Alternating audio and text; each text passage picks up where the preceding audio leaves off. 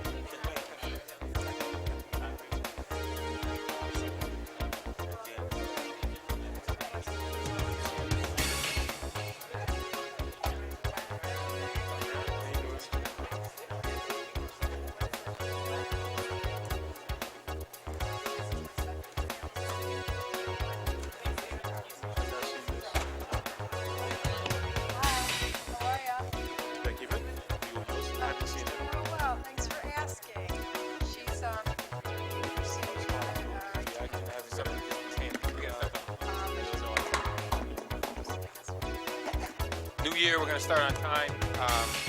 Welcome all to the Board of Education meeting, our first one of the year. Thank you all for coming out tonight. You should have the agendas before you. For those of you in the audience that may not have agendas, they are up at the table. Feel free to grab one. We're going to begin with a act of reverence and pledge allegiance to the flag led by the superintendent.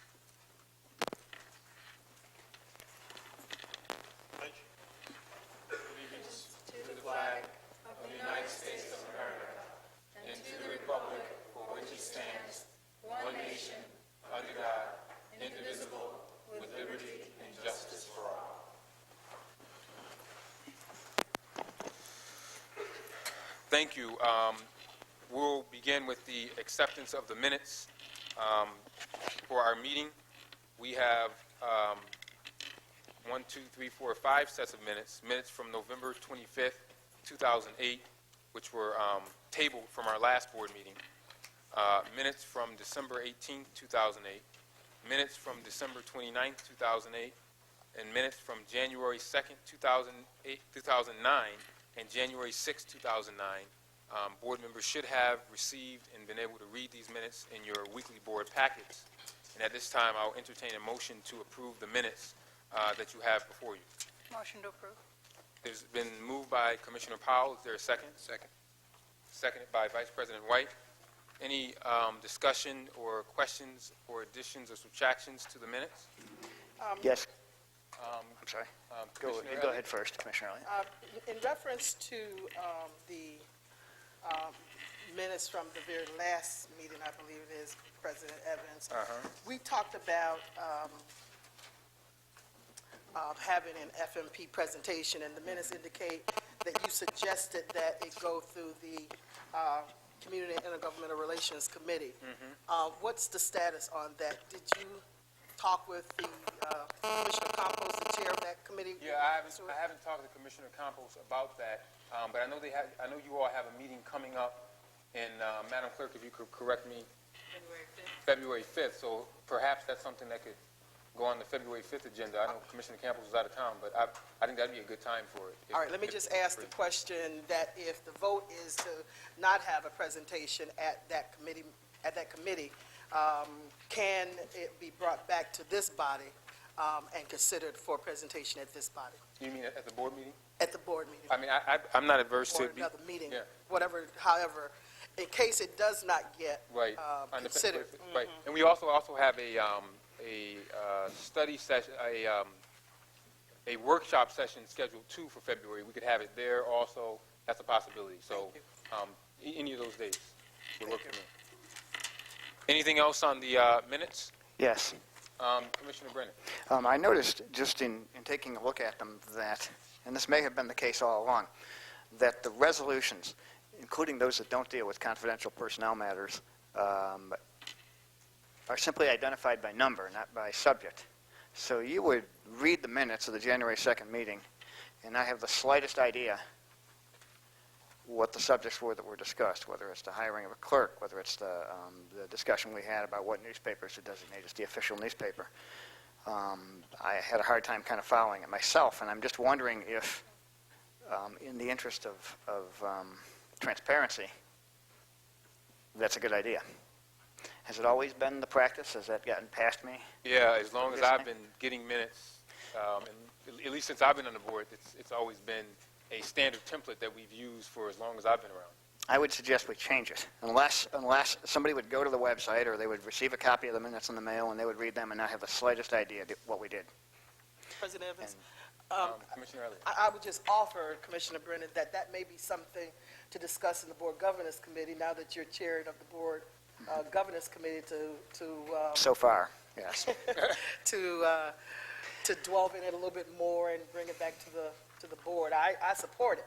I think that you're right in that. I'm not trying to be, unduly picky, and I don't want people to have a sort of onerous burden of having to retype all the resolutions, but there ought to be, especially with the technology that exists now, some way to. Cut and paste. And Commissioner Brennan, I think that's an easy fix. We just add in the title of the minutes, or whatever the subject matter is. I mean, I wouldn't have a problem with that. I think it's something that we could add in fairly easy. Okay. Mr. President, Commissioner Powell. we do, although the specific resolutions are not listed in our minutes except by number, the official record includes who moved, who seconded, and the vote tally on each individual resolution. What is compiled into the official record, which is what ought to be posted to the website, not the minutes, but the official record. Right. I understand that that's the case. I'm just thinking in terms of user friendliness. I'm thinking that, the public that goes to the website and wants to have some idea what we did and what we discussed, they wouldn't have the slightest idea reading these minutes. Right. Not a clue. Okay. And if it doesn't have to be that way, it seems to me to be rather an odd way to keep minutes. Right. Well, Commissioner Brennan, I think that we can take this up either further under new business or either in the Board Governance Committee and make the change easily. I don't have a problem with it at all. Anything else on the minutes that you have before you? Okay. All those in favor of the minutes from the meeting dates that I have read previously, November 25th, December 18th, December 29th, January 2nd, and January 6th, please say aye. Aye. Any opposed? Yes, on November 25th and December 29th. I was not at those meetings. Thank you. Madam Clerk, you captured that? Yes. Okay. Okay. No on January 2nd. No on January 2nd for Commissioner Brennan. Thank you. The minutes are approved. In keeping with our tradition, we have student recognition as item number 3 on our agenda. Last time we heard from the great debaters from school, what number was that? School 5, And today we have the great debaters from school number 44. So I would ask my colleagues to make their way to the front row for the presentation from the great debaters from School 44, and I believe the principal is here, Ms. Hernandez. Thank you. It's good seeing you. And I'll turn it over to her for the presentation.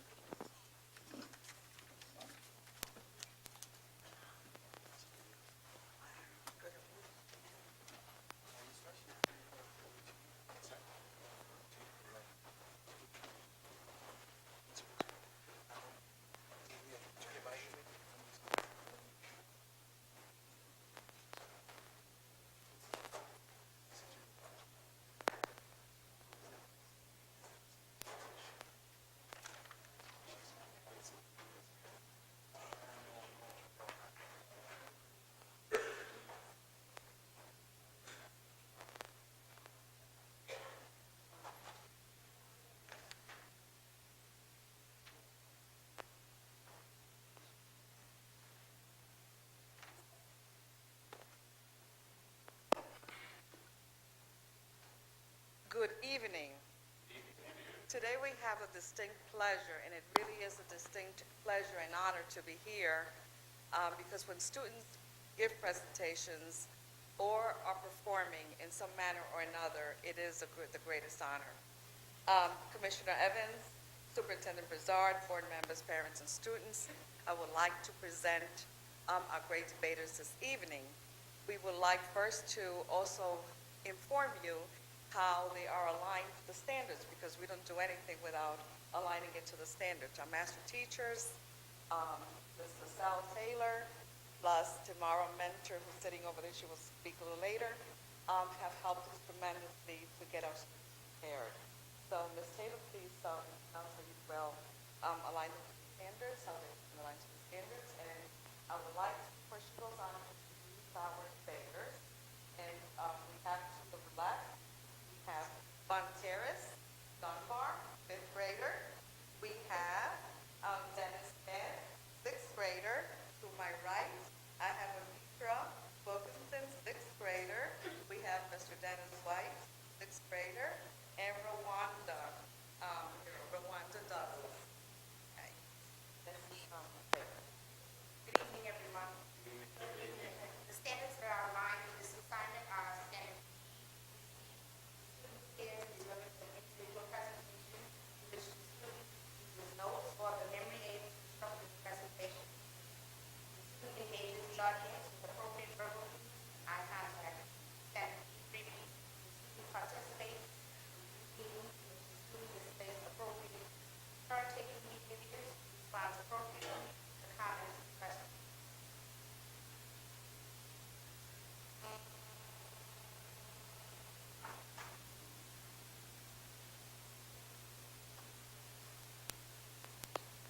On this occasion, we welcome the distinguished team of Wiley College. Our illustrious judges, you, the audience, through the wonder of the radio, the nation. Harvard University celebrates its 300th anniversary this year, and then Franklin D. Roosevelt, its 5th president of the United States, graduated from Harvard.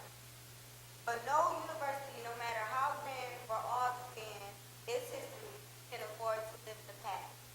So, in the spirit of tomorrow, I introduce to you today the debaters from Wiley College, Samantha Book and Mr. James Farmer Jr. Mr. Farmer will honor the first affirmative.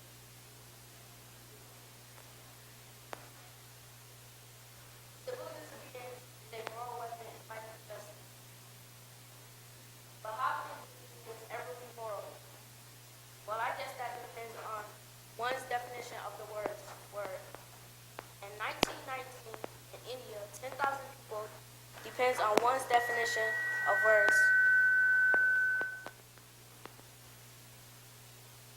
10,000 people gathered in Amritsar to protest a tyranny of the British rule.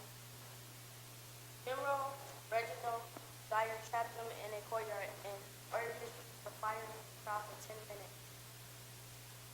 379 died, men, women, children, shot in cold blood. Dyer said he had taught them a moral lesson. Gandhi and his followers responded not with violence but with an organized campaign of non-cooperation. Government buildings were occupied, streets were blocked with people who survived being beaten by police. Gandhi was arrested, but the British were soon forced to release him. He called it a moral victory. The definition of moral, Dyer's lesson, or Gandhi.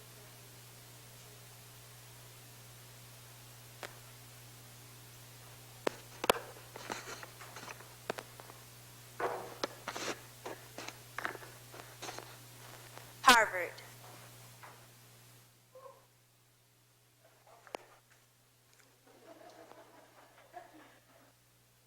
From 1914 to 1918, for every single minute the world was at war.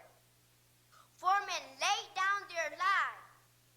Just think of it, 240 brave young men were hurled into eternity. Every hour of every day, of every night for 4 long years, 35,000 hours, 8,281,000 casualties, 240.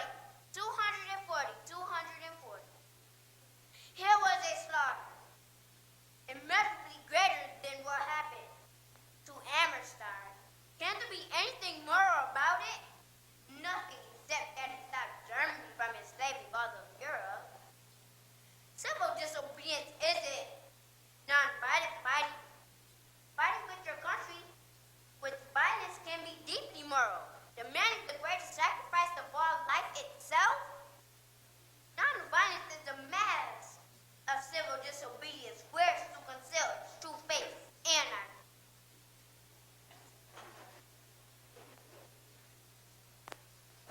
Wiley College, Samantha Book.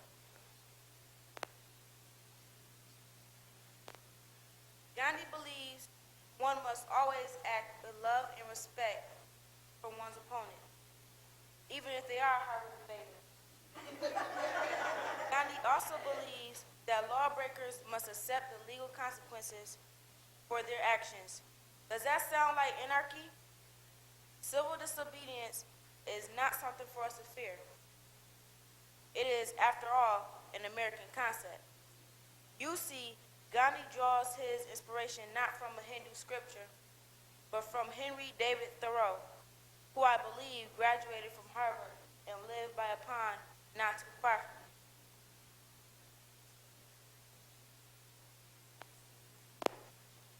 Harvard.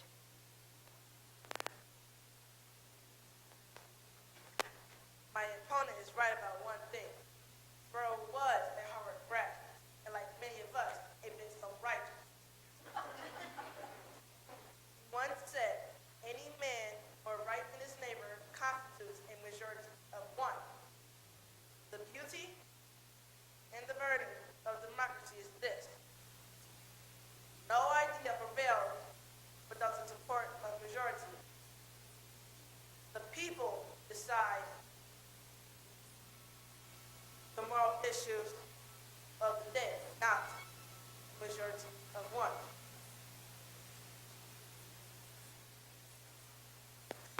Wiley College, Samantha Book.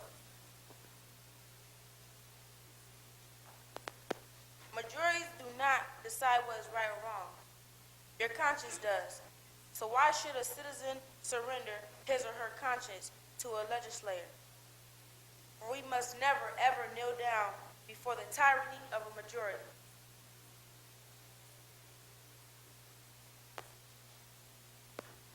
Harvard.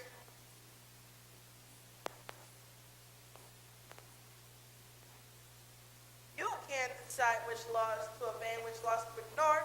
If we could, I would never stop at a red light. My father is one of those men that stand between us and chaos. A police officer. I remember the day his partner, his best friend, was gunned down in the line of duty. Most vividly of all, I remember the expression on my dad's face. Nothing that erodes the rule of law can be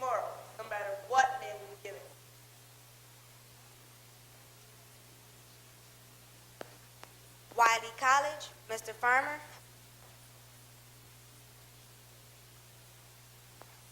In Texas, they lynched Negroes.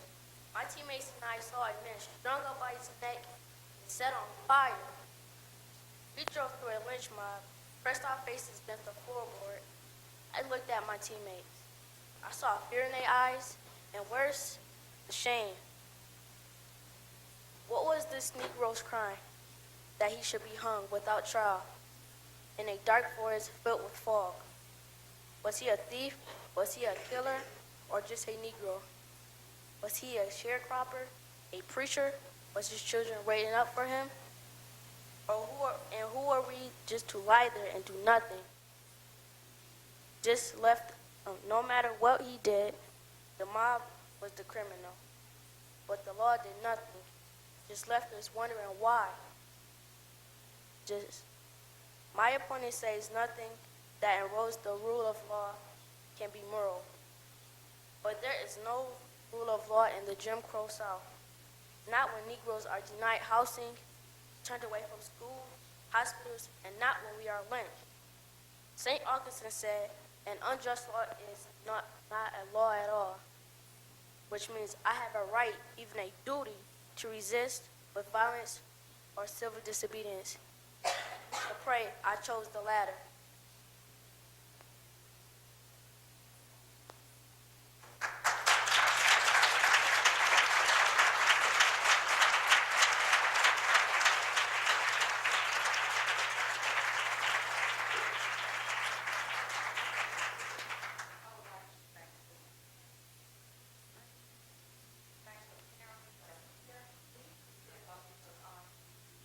Honor goes to the parents as well.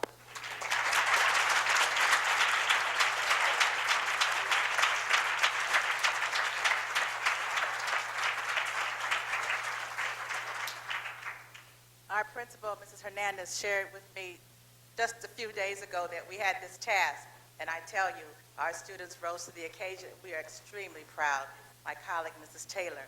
Of course, in order to prepare our students for their presentation tonight, we had to see the great debaters. If you haven't seen it, it certainly is a fine piece of media. The children also increased their vocabulary skills. They asked me questions. Mrs. Minter, what is sharecropper? Because they didn't want anyone in that audience to ask them, what did you say? Did you really understand that? And so it was certainly a full lesson for them. Finally, I'd like to say this. Our students learned through this experience that opportunity, determination, and preparation equals success, and that's what we have today.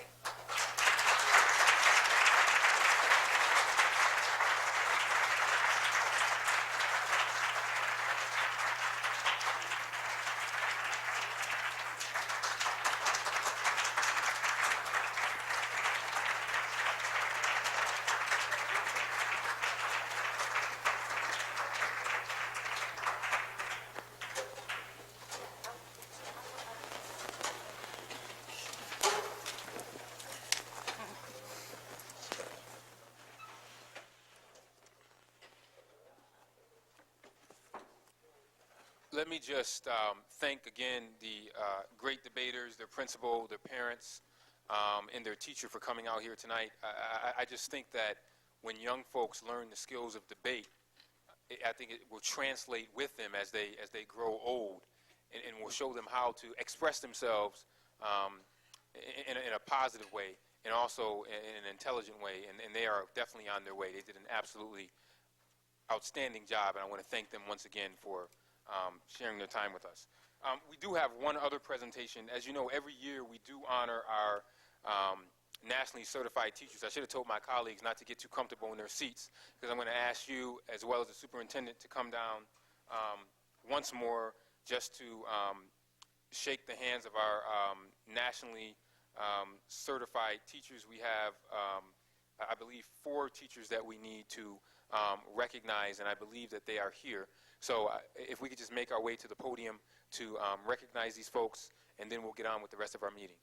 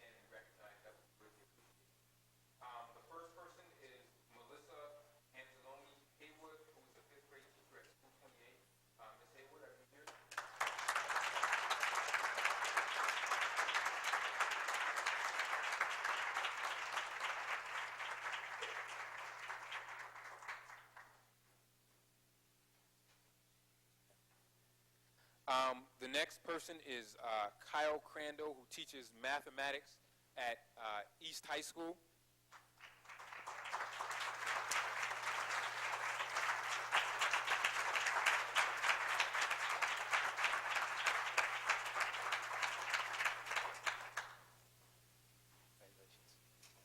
And I believe I saw Kyle's family and friends that stood up. They stand up, all right? And the next person is Elizabeth Foran, social studies teacher, my favorite subject, from Monroe High School. Elizabeth and Cameron.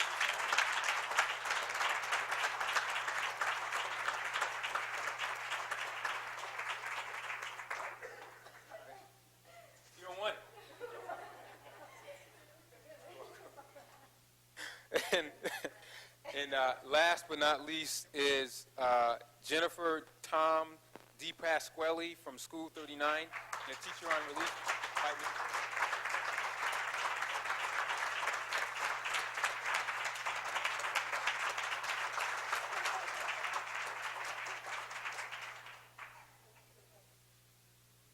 you very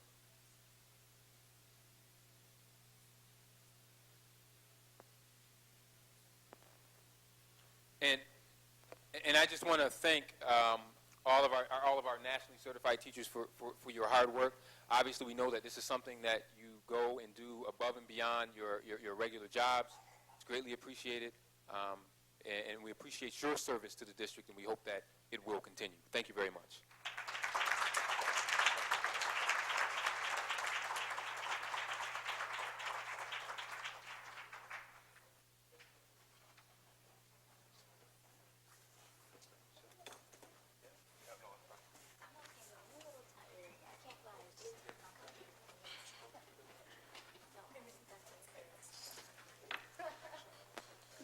We have no speakers addressing an agenda item, so we will move on with the superintendent's report. Mr. Superintendent, your report. Good evening. Let me just also congratulate the teachers who have achieved national certification. It is not an easy process. We know very well that the achievement of a student cannot surpass the capacity of a teacher. Great teachers equals great instruction equals excellent students. So really want to thank you for going above and beyond. Some school districts actually pay teachers more for achieving national certification. Perhaps you can visit that with Dr. Obinsky sometime in the future. But again, thank you for doing that. The second thing about the great debaters, just want to reiterate again once more that literacy doesn't just involve reading, it involves writing and speaking. So what you saw today really talked to the work being done to get our kids to be well-rounded in terms of what we call balanced literacy. So again, thank you, Ms. Hernandez and the staff at school number 44. So I'm going to give my time to Mr. John Scanlon, our Deputy Sup for Administration, to talk through some work we do in our Transportation Division. And I have copies for the board.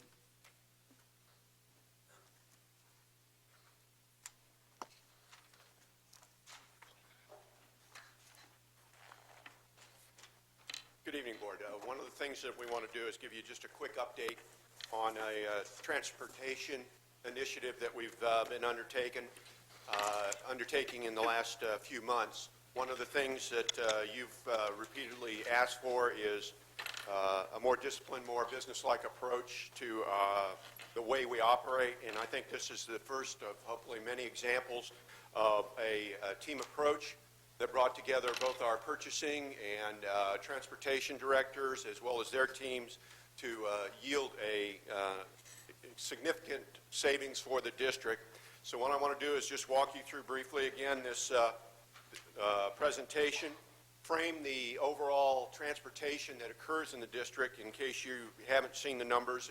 They're quite impressive.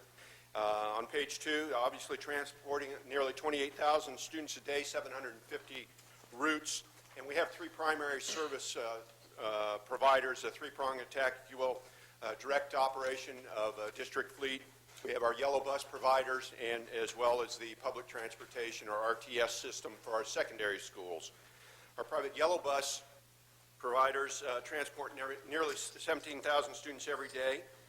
That focuses on our elementary schools. And there are three service providers that have been involved in that: First Student, Durham, and Monroe. On page 4, you can see that we started looking both nationally with Council of Great City Schools and locally for benchmarking to begin to understand how our costs, how our services compared, and what we might do. That was instrumental in how we went out and requested the bid, and we did receive bids on this, and you can see that the costs that we were experiencing were about 25% higher than what was experienced in the Buffalo area, and nearly 30% higher than Syracuse at this point. So that gave us a good baseline to begin to understand that we wanted to go out and compete this contract to achieve a savings for the district. On page 5, you can see the breakdown, again, just showing you the numbers and types of students that are transported overall in the pie chart there. Page 6 goes to a little more detail on the cost, and you can see our cost numbers there on a per-student basis, and that's an annual per-student basis, and it breaks out each of those providers that I mentioned earlier, ranging from about $1,000 to about $2,500. Again, you can see that represented graphically on slide 7, and you can see, again, the providers and the general costs that we pay on a per-student basis. The types of service that are provided when we went out and bid this contract, we actually broke down the individual types of service that we provided, and you can see those on page 8.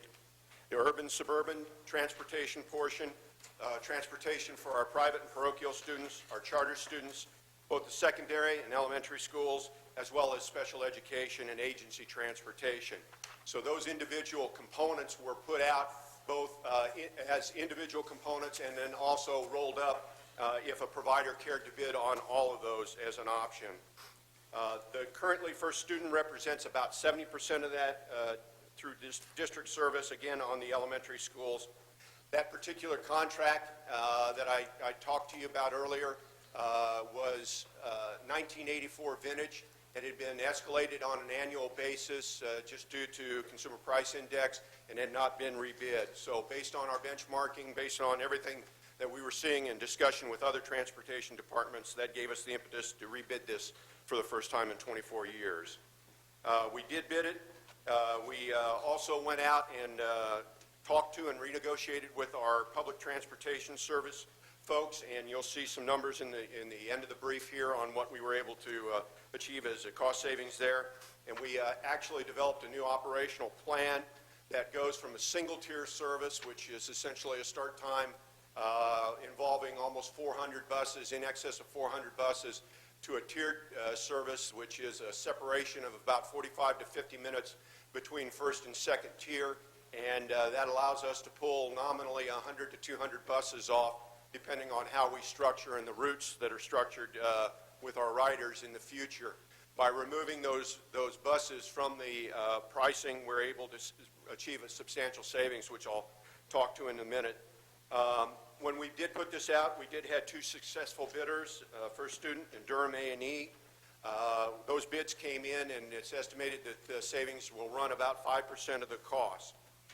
On page 11, you can see that not only did we achieve the savings, but we were able to achieve a higher level of service. We constantly are striving to provide better service, and that means being able to track our buses, know where students are, to be able to understand what's happening on those buses. To do that, we were able to have an additional 100 monitors. We're going to have 4 digital cameras on every one of our buses that the contractor provides. We will also have a global positioning system on those buses.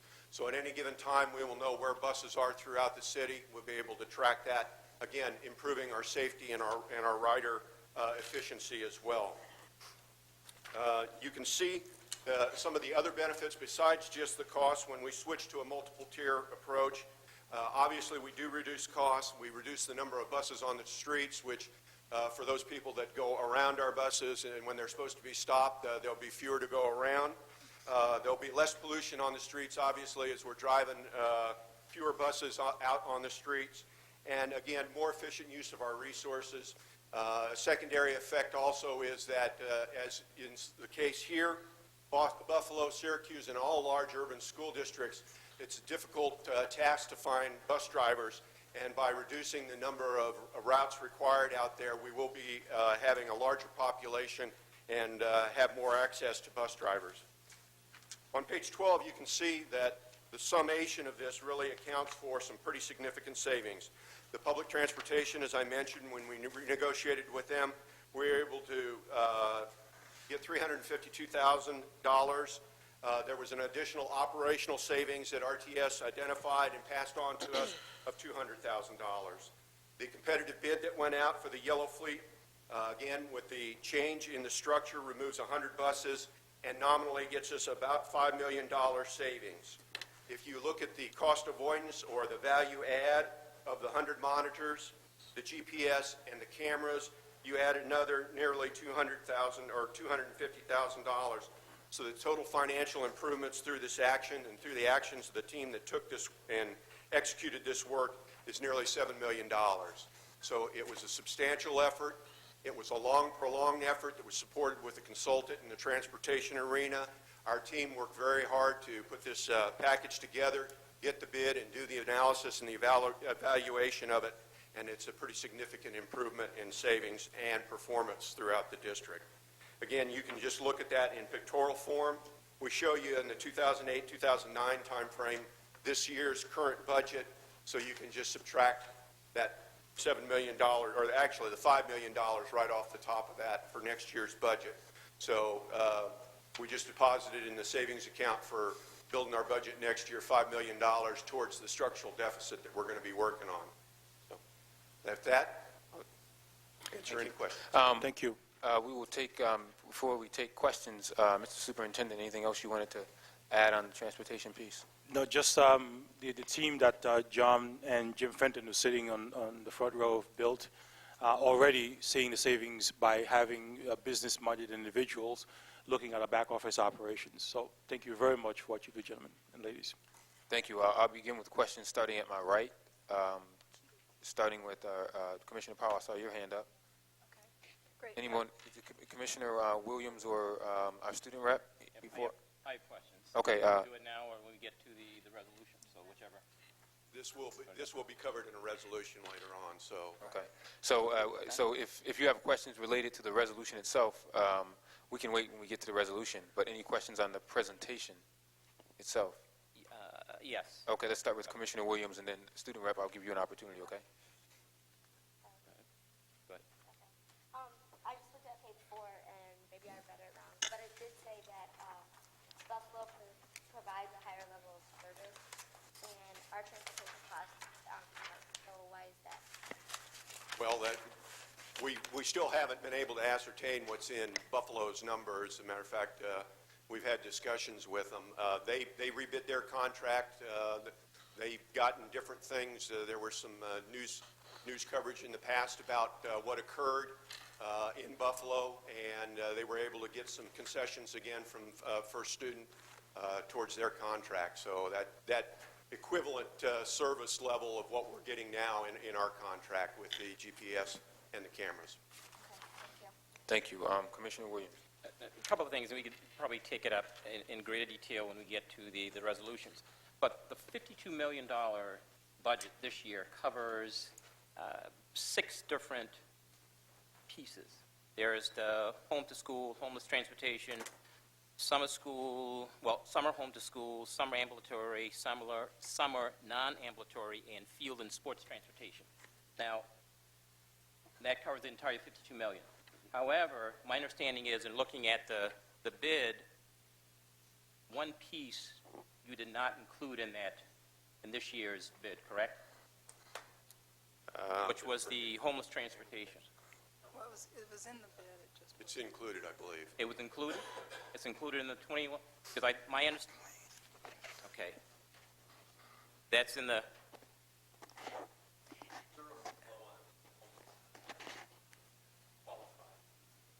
But there are 6 pieces and only And this 5. This contract's for all 6. For all 6? The 5. These 6 aren't always. It's pretty confusing. We did home to school. You want to bring Jim up to the mic? Mr. Fenton? Gary can help me out on this too. The way we bid it isn't the way it's described here. These are the different types of service, but then within these types, there's home to school, urban, suburban, homeless. So we bid that based on those types of services. Okay, but unless I have a change of it, says, former proposal number 2, homeless transportation services out of county is not being awarded at this time. Yeah, there's 3 options on the table for that. Okay. We wanted to do more analysis. So- It's a very minor part of this. All right, so the question is, are we comparing apples to apples? Buffalo to Syracuse, or? No. What's being provided now compared to yes, what's being yes. bid? Yes. Okay.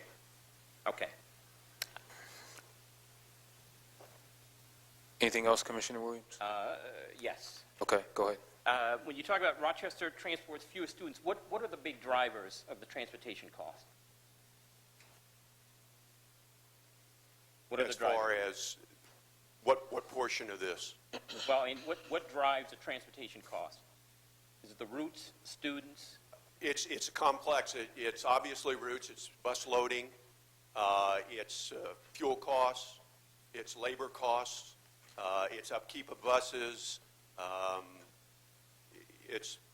All of that would be factored into the operational costs from the contractor as well as what we have in the district portion. Okay, then when we let the contract out to bid, Right. what are the assumptions in terms of the number of students that will be transported in years 1 to 5? Because it's a multi-year contract that we're Right. bidding, right? Number of buses. Right. But the assumption was the number of students we're currently transporting at this point. So in year number 1, the assumption is we will transport, and this is just for, 17,000, or whatever, 17,000? And the same thing, too, for years 2, from years on 2 to 5? I think 17,000 for elementary only, right? Right. Yes. Which now- is the yellow bus fleet. Okay, so in this contract only covers just that yellow bus fleet? So we have 3 pieces, 3 components. There is our own fleet, there is the fleet from RTS, Right. and there is the yellow bus. Yes, sir. So this one only covers, The contract Yellow covers the yellow bus, right. okay. One other question, and I'll yield the floor and we can get into more detail. Right now, just on the yellow bus fleet, looking at your the presentation piece, the cost is about $21 million. Okay. When I look at the 116 million, if I just straight line it, we're now at 23 million. Okay. Right. So it's a 10% increase. So where's the cost savings? It was a cost savings over current year. The 2% increase that we saw in the contract, I think I said that we saw about a 2% increase over current year contract, which was below the consumer price index and what we've been doing in the past. So, Okay, I don't follow you. What I'm saying is, right now, the current cost for the yellow bus fleet right. is $21 million, okay? For the 116 million, if I just straight line it over the next 5 years, it comes to about 23. You have to escalate that. Escalate the, 4% per year. 4% per year.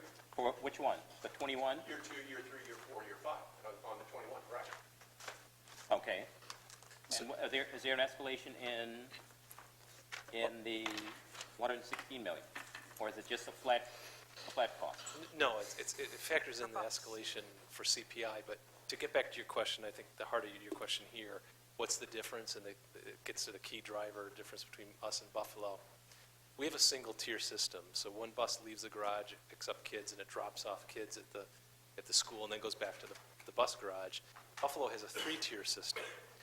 So the savings that the bulk of the savings that John articulated in the yellow bus savings is by going from a 1-tier system to a 2-tier system at the same rates per bus per hour, we can take out 100 to 200 buses.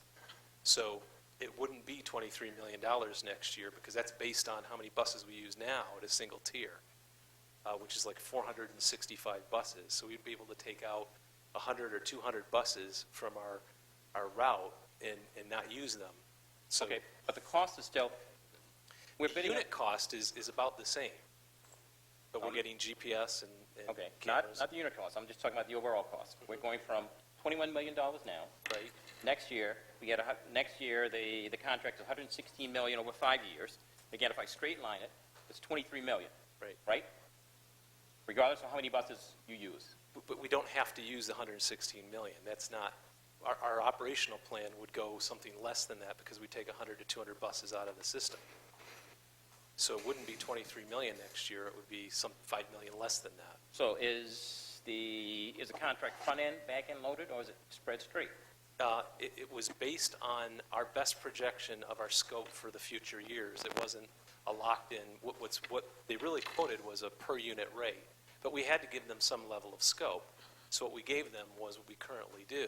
So that's why you would see it at the 4% escalated 23 and then on. Our intention through the operational change through the one-tier to two-tier system would be to take 200 units out, which represents, if we could take 200 buses out, that would be in the range of $10 million at that unit price.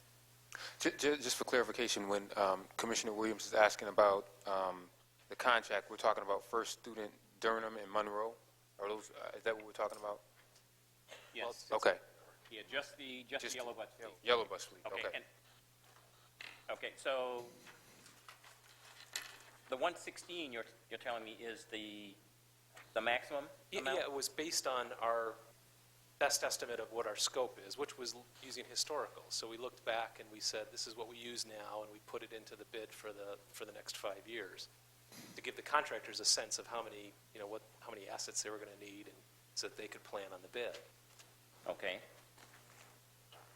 Then why would they, now you're saying you have the ability, or you can, or you will take out at least 200 buses? Well, we could. They bid us on a per unit price, and just like we do now, we use the buses as we need them. We're not locked into a total rate, a total cost.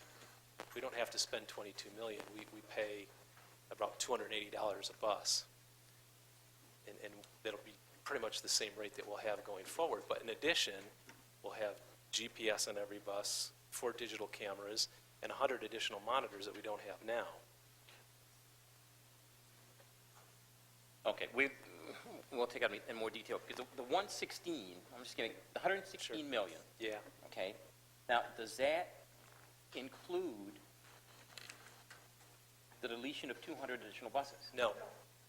Okay, No, that was what they bid. It was based on our request for bid. so then at what point do you go back and say, look, that 116 you bid on, it's not 116 anymore, it's 100 million? When we do our routing plan for next year, which we're hoping to do now, plan that out and go to a 2-tier system. And what happens to them? And what sort of compensation do they get? If they, They bid it at a unit price, essentially, so. okay, And they know that we're looking at the operational change to go to 2-tier. so the savings then are not embedded in the 116 year? No, is what you're saying. it really wasn't in the unit pricing, it was in the operational change. But there is an additional benefit of the 100 monitors that they're providing and GPS and cameras that have a real cost. Okay, all right. Okay. Okay. Are we good, Commissioner Williams? No, but I'll yield. We'll come back and get it. Okay. All right. Yeah, because I know we're talking about the contract too, so that I know we can have more conversations under the resolutions. Commissioner Powell. Perhaps my questions will clear up a lot of things, not only for Commissioner Williams, but for the audience, who undoubtedly is lost at this point. The 2-tier system, we're talking about changing our elementary school start dates for half of the elementary schools, so that some will start earlier and some will continue to the same start date or start time, or some will start earlier and some will start later. When we implement this 2-tiered system, some of our schools will start earlier and some will start. I don't know whether we haven't gone to whether they'll start earlier, start at the same time and later, or split the difference on that, but there will be half of the schools will start followed by 45 to 50 minutes later by the second half of the schools. So if we kept half of the schools at the current start time, then 45 to 50 minutes later, the second half would start. Well, the research indicates that elementary school students should be going to school earlier, not later. Basically, this option really might not be available to us if we didn't do almost the same thing with RTS by unloading the yellow bus burden onto RTS and allowing the high school students to start later, which is educationally prudent. Elementary school students, in the same research, should be going to school earlier than they do, when they're more able to absorb what they're learning. So if half of our schools go to an earlier start time, well, then we're getting somewhere in terms of actually responding to the research. I'd like it if we could get the other half to start earlier too, but if there are operational constraints, then I can understand it. Then the question is, okay, so as we move towards this model, we only need one bus for every two that currently service the city, one bus driver instead of two. How does that impact? Does that shift to a two-tier system have to be negotiated through RTA, for example? I just want to get the question on and answer on the record. The contract is covered by contract drivers. This has nothing to do with our drivers and their contract, nor does it have anything to do with RTA contract. So the question is, there's nothing in the RTA contract that would have to be renegotiated to make the tier system work. Okay. And you just stated that this does not replace or displace any of our own fleet. It only addresses the yellow bus fleet. This is what we're talking about right now is the yellow bus fleet, right? Okay. As we move forward, whether it be improving the two tiers, or implementing and improving the two-tier system, or whether it is to create more efficient bus routes within the zones, bring special ed kids back to their home zones and what have you, are we going to be able to reduce our fleet by more than just that 2-for-1 ratio? Let's assume for a moment that the two-tier start time system for our elementary schools absolutely cuts the number of buses in half for our own schools. Obviously, we can't affect the parochial schools or the charter school start times, but we cut our own number in half because one bus can now service two schools.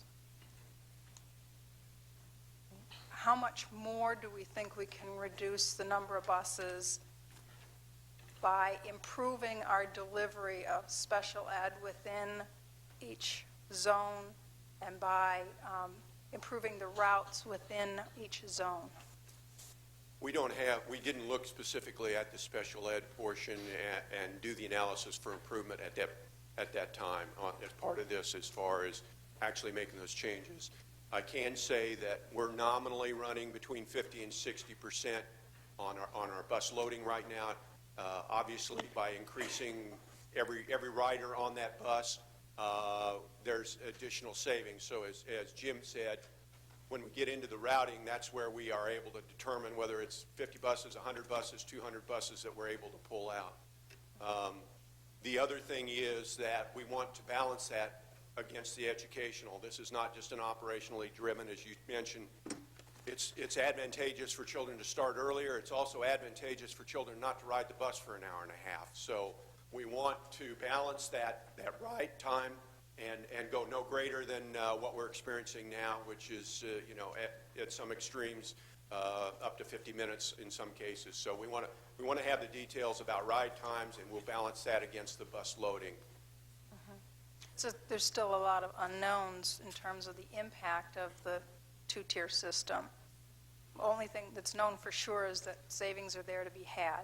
We also know that right now the current system does not really work well for our students. Go back to perhaps last year when I rode the buses, the first child who got on the bus was on there for nearly 1 hour.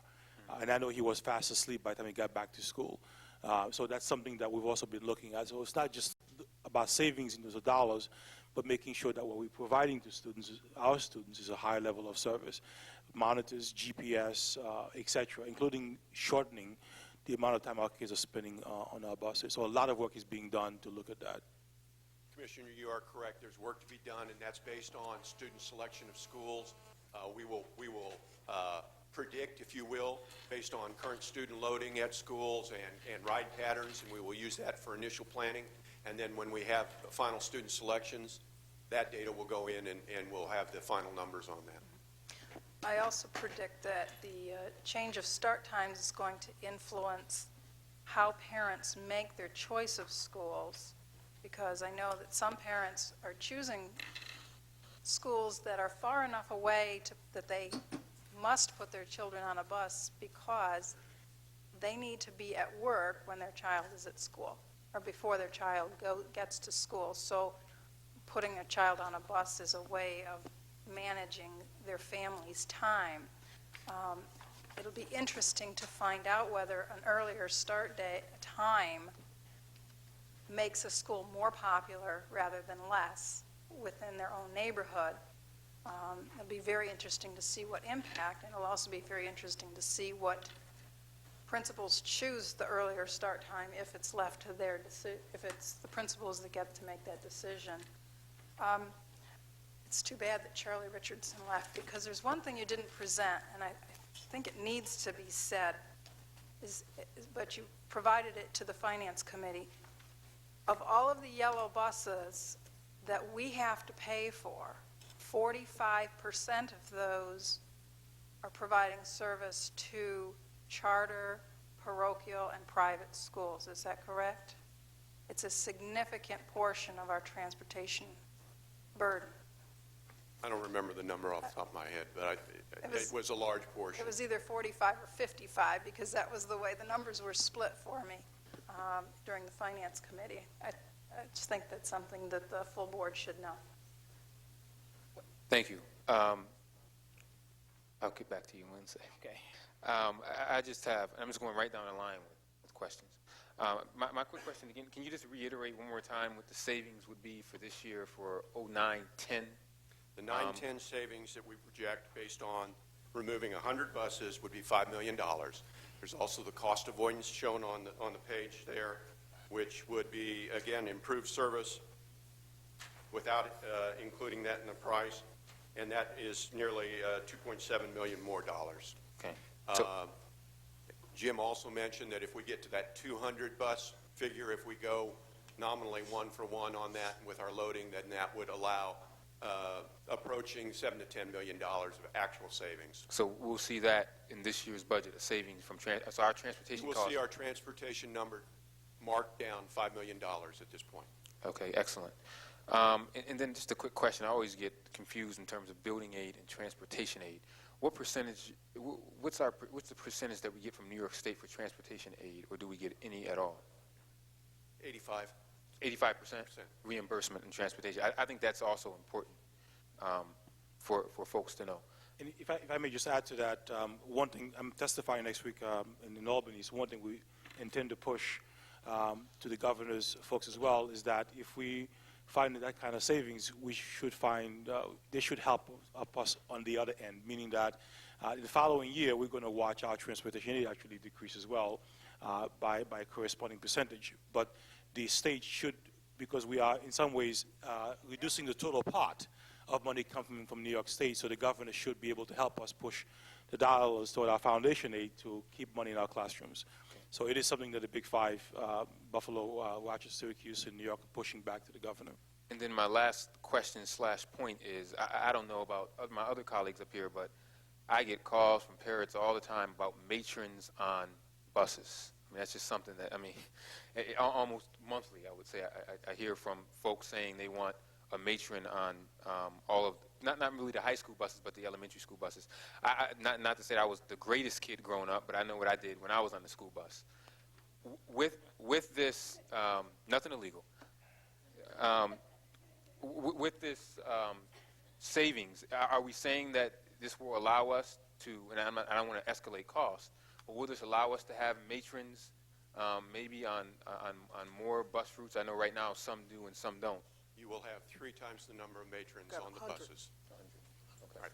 And in addition to that, those buses that don't have matrons, with the camera setup we have, high-quality cameras, you will be able to determine both the performance of the bus driver and the performance of the students on those buses. So we'll be able to, if you will, follow up on any incidents with much more rigor than has been done in the past. Thank you. Vice President White.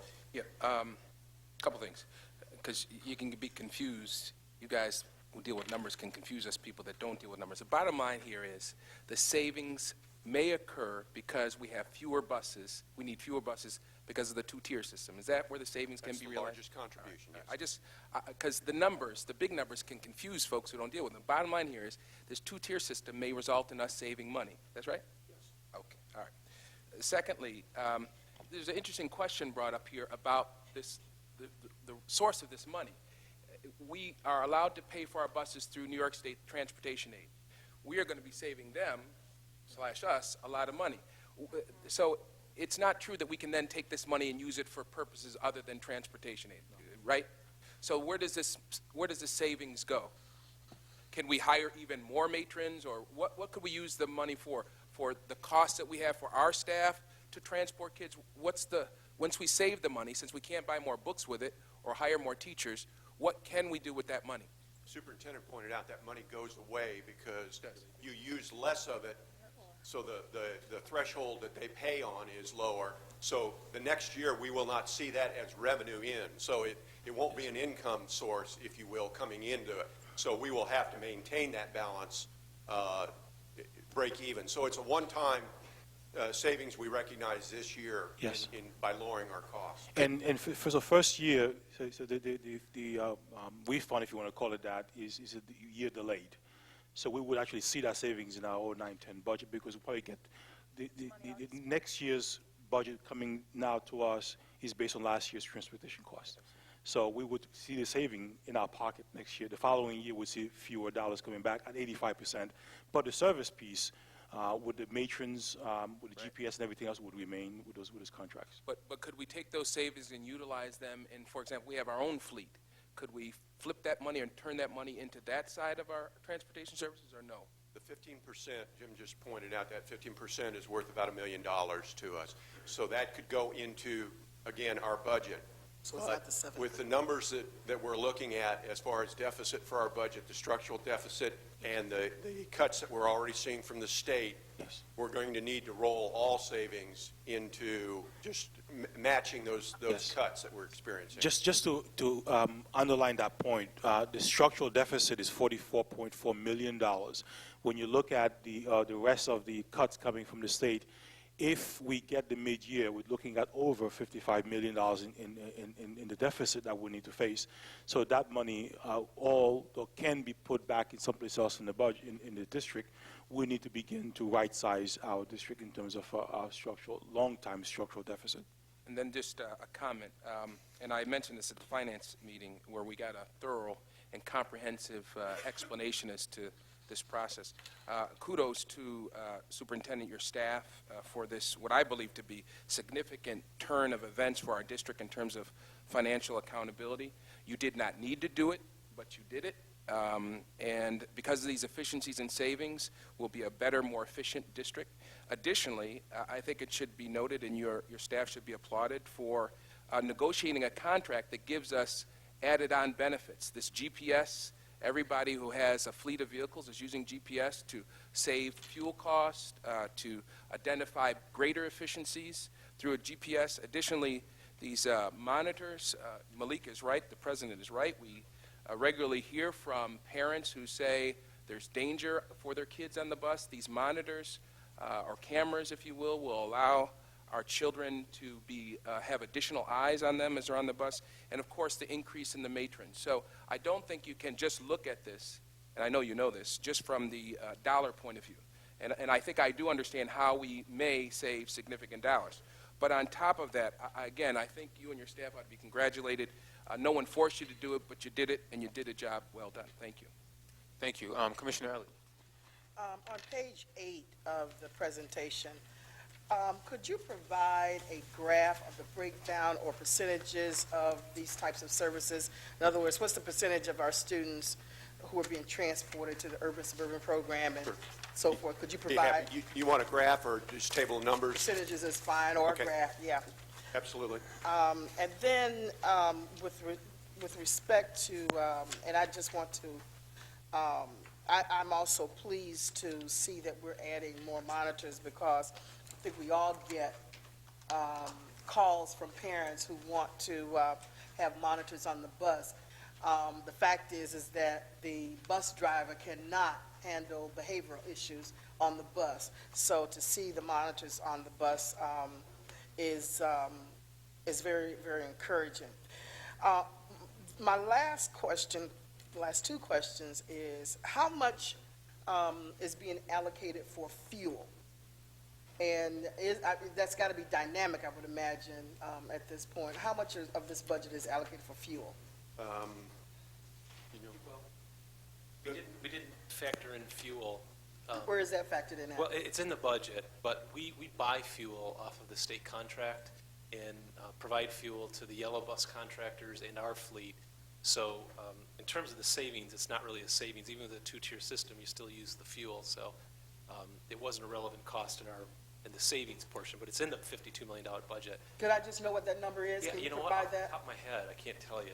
I think it's in the $3 million range, Okay. 3.1 million. Would you provide that for us? Yeah, sure. And then lastly, and I think I'll direct this to the superintendent, if we were to go to neighborhood schools, given that, we have school of choice, but if we were to go to neighborhood schools, how much of savings, and you may not be able to answer that here, maybe you can, what savings will we have? And I know that there will be some school choices because we have certain programs. My idea would be that if we had niche programs, meaning, we've got the teacher program at East, we've got the fire program at East, and then based on those programs, students and parents will be interested in those programs. But aside from that, if we went to neighborhood schools, what would our cost savings be around transportation? I certainly don't have a number to give to you.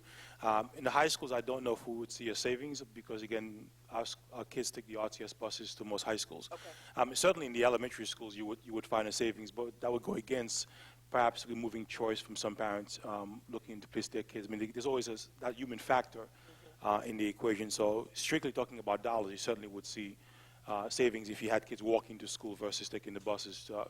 And certainly if quality of the school is not an issue, if all the schools are equal in terms of quality, aside from the fact that, there may be some issues with, just personal issues of needing to have transportation, and as I said, the niche schools, the niche programs, I'd like to know what that number can possibly be if you can do it. Well, there's a lot of factors we would need to weigh in. Would you just want to create 38, 39 phenomenal elementary schools, all with the same exact programs, so parents would not need to look at all the programs someplace else, for instance? Well, I'm not thinking all of, Yes. at the same programs at all the schools. I'm taking into consideration we may have to provide transportation to those students who may live, on Genesee Street, but may want to go to East High School because of the fire program or teacher program. Yeah, again, with the high schools, I think it's a whole different conversation. But with the elementary that's schools, right. Okay. with the elementary schools, we would need to take a look at to see where kids live. If there are schools within a mile and a half, because again, by law, not really law, but by state orders, 1.5 miles is the breakdown for public transportation. So all that will need to be factored in. So quite a bit of analysis around where kids live, where schools are, etc. But again, if every kid walked to school, you would certainly see that, but you would remove the choices again from parents. At your convenience, you could. Yes, ma'am. Thank you. Commissioner Brennan. Just jumping ahead to the resolution that's attached to this. It's kind of a housekeeping question, but going forward, will our vote in favor of that resolution in any way affect the routes or services that our Bente employees now provide in areas of transportation? That's the first part of the question. You can take a crack at that. It will not. Okay, and that was my understanding earlier. And if the RCSD expands its route service to contractors, which might have an impact on current district employees, will it come to a board vote in the event of that? I'm sorry, could you restate your question? If we expand this program, if we expand the route services to contractors, and it's not unreasonable that would have, is it unreasonable to suppose that would have an impact on the current district employees, specifically Bente? Were we to do that? And that would come to a board vote were that to happen. Yes. Right now, we're just looking at the contractors, not looking at our own fleet. But certainly, I mean, if you take a look at the graph that we have provided to you in the presentation, it is something we should look at in the future. Looking at the cost per student. Right now, this resolution, this presentation has nothing to do with Bente, has nothing to do with our current fleet, and would not affect our employees. Right. You're clear about this particular resolution, and any subsequent changes will come to a board vote. Without question. Thank you. Thank you. Any last-minute alibis on this before I move forward? Just one thing. Okay, Commissioner Williams. I'll cover it more in when we get to the resolution. Is that some time ago I sent you some questions on this concerning the WMBE participation, because here we have a $116 million contract over 5 years, and there is zero MWB participation, which for me is problematic, because what it basically says is you have shut the door to WMBE participation for a period of at least 5 years and maybe forever by legging this contract. And that's something we talk about again in the when we get to the resolution. But it's problematic. One, there are no minority vendors. And also I sent some questionnaires up about your minority workforce utilization plan, or the plan for the different contractors themselves. I've never gotten a response back from you. So which leads me to believe that they don't have anything, or... Well, I wouldn't jump to that conclusion because I'm not sure that I've even seen your questions on this. I'm not sure if it went to Shanae. No, I sent it to, I sent it directly to you when the contract when you first started talking about this way back in the summer. And I've mentioned it a couple of times, and no one ever has gotten or addressed the issue at all. Okay, I will get the answer on the workforce utilization question for you. But I would argue with you that we haven't shut the door on anything, that this is an annual contract, and at any point, if there was a competitive bidder out there that was capable, we could look at that. One of the things about MWBE is we can't generate capability there, and this is a capability that, as you can see if you looked at the number of bidders, it's really limited on a national basis pretty much to bidders that are able to provide this level of transportation in an urban district. Right. So there was no selection bias. No selection bias. And Commissioner, just to reiterate back, this is a 5-year contract, but really 5-year for us. We can terminate annually. So this is like our food contract is revisited every single year. Right, but even the winning bidder would have or should have a minority vendor utilization plan that says, I buy tires, or I have a minority vendor to clean the buses or to sweep them down, or whatever else. I mean, there's a whole host of other ancillary services that they can provide. I'm going to ask the purchasing professional to attempt to give you an answer on that. Okay. Thank you. I just wanted to review the process. We publicly bid the contract, the bid. We actually posted on BidNet, which is a web-based government solicitation for proposers. We had a consultant who knows the industry frontwards and backwards. We also were able to get much better competitive bidding. We had responses from First Student, Student Transportation of America, Bernie Bus, Durham, and Monroe. We had 5 bidders, and at one point, we didn't think we were going to get but one response, and that was first student. Midway through the process, we actually broke up into 2 different groups. One group was for just the Rochester City School District elementary school group, and the other group, this is where you heard the 45, 55%, about 45% was divided to the private and charter school group. So what we did is we actually increased the competition because we evaluated, we allowed 2 other companies, STA and Bernie Bus. They said that they could do half the fleet, but not the whole system. So we analyzed it, and we ended up, first student came in giving us the best value, and it's based on a 3-hour rate, 4-hour rate, or a 5-hour rate.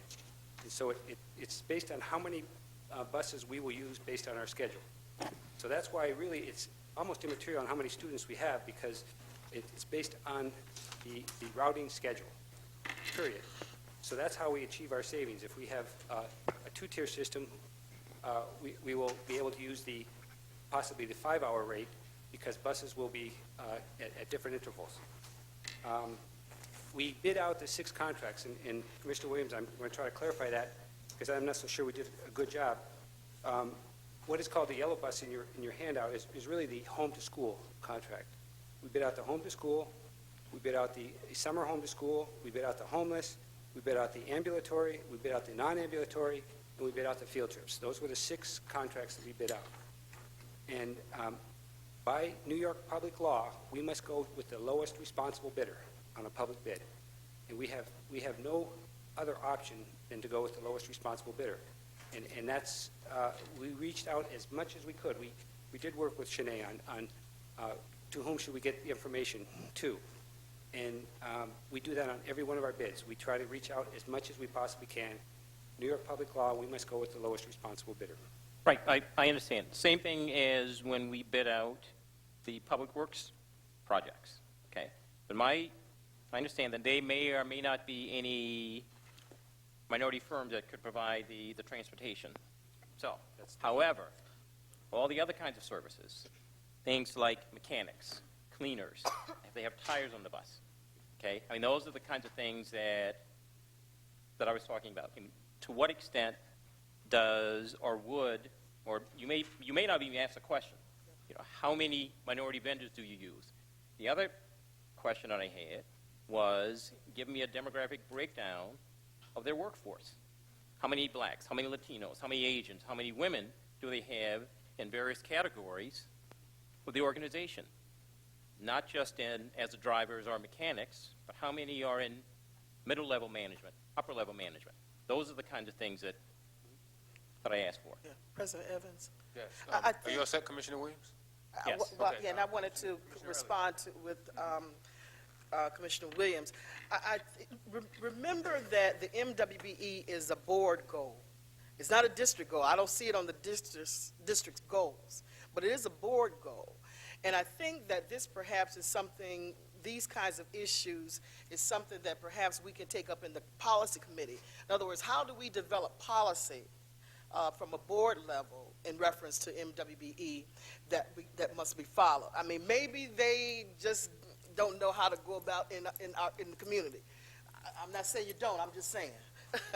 And some of us may know how to go and reach people. And so maybe this is it will be a conversation in the policy committee about how do we address the kinds of issues that you are discussing, and how do we put it in policy in order to ensure, and where we're not breaking laws, so that we can ensure that persons of color are participating in this project, in this process. We know that women, and particularly white women, when we look at MWBE, are the recipients of most of this.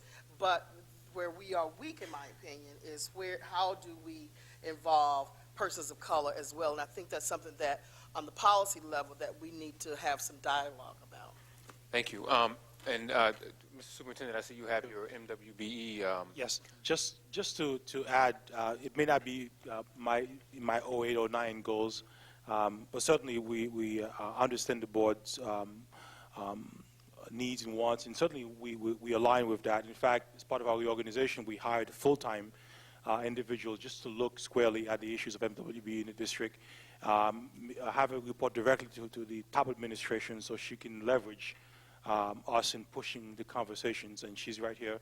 And I'm not sure if you want to make a statement. Yeah, briefly, if Ms. Lee just wanted to add something, but I'll just say that we started talking about the resolution a little bit too. So Ms. Lee will have the last word, and then I'll move on with our 15 seconds. Commissioner Powell will have the last word, and then we'll move on with the resolutions. Go ahead, Ms. Lee.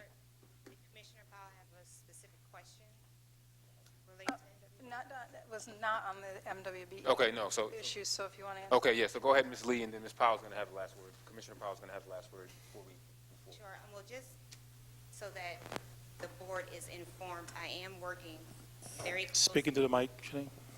Oh, I'm sorry. I'm with the Office of Accountability as well as our General Counsel to propose a policy for board consideration that would address MWBE utilization goals that expand pretty much across the board from public works to the procurement of general goods and services as well. Thank you. And thank you very much. Thank you, gentlemen and lady. Thank you very much. Commissioner Powell. Okay, once again, I have remarks to an audience member who's not here. This not just to Mr. Richards, who left, but also to respond to Cynthia Elliott's point, Commissioner Elliott's points about neighborhood schools. As Gary just indicated, 45% of our transportation needs are for private, parochial, charter school, urban, suburban.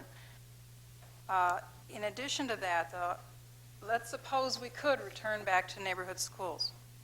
When we had neighborhood schools, we were still transporting 40% of our students to non-neighborhood schools. And the reason for that is we have profound structural displacement, where the children don't live where our schools are. On top of that, a report was, we've had 35 years of citywide draw schools. I don't suppose that the same public that wants neighborhood schools would wish to see our citywide draw schools cease to be citywide draw schools. And finally, a recent report of the school choice program indicated that 50%, more than 50% of our special ed students are being bused across zone boundaries. Now, that's a condition that should not exist. We should be able to support our special needs children within the zone that they live. And we could radically improve upon the transportation routes if we could keep the students within the zones that they lived in and still provide choice. But we had 40% of our population on buses before we had choice. Now we have 60% choosing non-neighborhood schools. That differential is not huge, and therefore the savings is not going to be huge. And I say that at least for our television audience, since Commissioner Elliott has completely missed my little speech. Maybe we can get her the DVD. Perfect timing. And so did Mr. Richards. Mr. Richardson. Perhaps they can both see the DVD. It's a conspiracy, Commissioner. Yeah, when we get it in 5 years. Commissioner Powell, thank you for your comments on that. First off, thank you, colleagues, for your questions. Thank you, Mr. Superintendent, and your staff for this presentation. I know the conversation went long, but I think it's important for folks to be able to ask their questions and also make comments. We're going to move to standing committee reports. Excuse me, I had some questions I wanted to ask the superintendent. Are they related to his report? No. Okay, then do you mind if we take it up under new business? Certainly, that'd be fine. Thank you. We'll move on to our standing committee reports. We just reformed our board committee, so I don't know how many of the committees met. So if you don't have a report, you can just give the date of your next meeting. But we'll start with our student reps report. Mr. Loss, do you have a report for us today? Yeah. Okay. Good evening, everyone. Kudos to 44 School, the great debaters. That was really nice to see. And as well as those teachers. Let me just start with, it is 2009. Happy New Year to all of you, and I hope you all had a great holiday as well as my colleagues. I am so psyched and ready for a new year. Happy belated birthday to Dr. King. We shall celebrate him and others daily for their contributions and what they've done. My next shout out goes to our newly sworn in president, Barack Obama. I was able to see him and hear his speech online.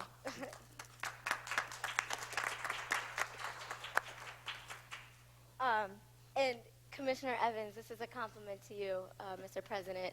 That day when he was sworn in, the only person I could think of was you. I'm telling you, that is going to be you someday. I'm just like, I can see Mr. President. I can see you. I doubt that. Highly unlikely, my I can see you friend. with the oath right now. I can see it.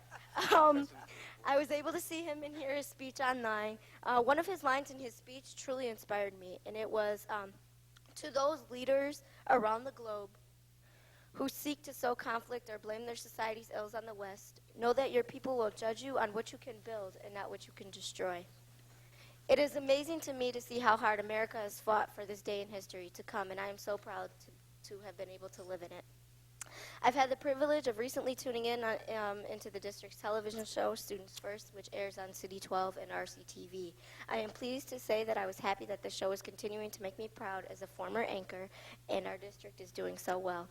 Along with my acceptance into the Taste of College program at U of R, which I have been applied a scholarship, and that is why I was late tonight. I was in class. I am taking philosophy, and I have loved it ever since.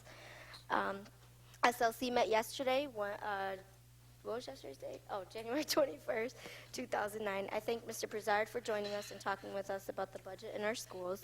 SLC will be going to Blessed Sacrament February 11th from 5 o'clock to 7 o'clock p.m. to volunteer and serve meals, as well as Wilson Commencement Park on Joseph Avenue on February 25th from 3:30 to 5, and that is our normal meeting time. And we are also hoping to plan a college trip really sometime soon. My final standing quote to all of you for 2009 and mine for motivation, stated by Barack Obama, reads this: "Our challenges may be new. The instruments with which we meet them may be new, but those values upon which our success depends, honesty and hard work, courage and fair play, tolerance and curiosity, loyalty and patriotism, these things are old, these things are true. There is nothing so satisfying to the spirit, so defining of our character, than giving our all to a difficult task." Thank you. Thank you for your report. Thank you very much. Rosetta. Oh, and before we move forward, I believe we have a special guest in the house. Our former student rep, Rosetta Washington, is here. And she, I believe she's a student at University of, where is it? Is it Connecticut? University of New Haven. Welcome back to Rochester, and I hope you're on the dean's list. I'll ask you after the meeting. Commissioner Williams in the Audit Committee. Mr. President, the Audit Committee did not meet in January. However, we do have a meeting scheduled for the first Tuesday in February, which is February 3rd at 6 p.m. And you will be getting additional notification. The board members will be getting additional notification fairly soon. The only other thing I'd ask both Audit Committee members as well as the full board to do is that under the legislation, we have the ability to have an outside participant on the Audit Committee. And I'd like to have suggestions or resumes from board members in terms of who might be a good candidate or candidates. So if you would, please forward those to the Auditor General as soon as possible. So like that. Is there a number? Can you have more than one person on the? Yes, the legislation said we'd have up to 2. Oh, okay. So I would just ask my colleagues to govern themselves accordingly, and if you have not already done so, or if you have done so before, forward resumes of folks that can serve externally on the Audit Committee to Anissa Henry Wheeler. President Evans? Yes. Is that something that perhaps can be announced in the paper? I don't see why not. Yes. That we consider, yeah. Okay. Although it'd be interesting to see who would take the job, but Right. That's right. Well, the president is now talking about volunteerism, so people may be. so maybe we can get some folks. So if you would, I'd like to vote on it, the full board, at the February board meeting. Okay. And you'll be discussing this in your audit committee meeting on the 3rd? Yes. Okay.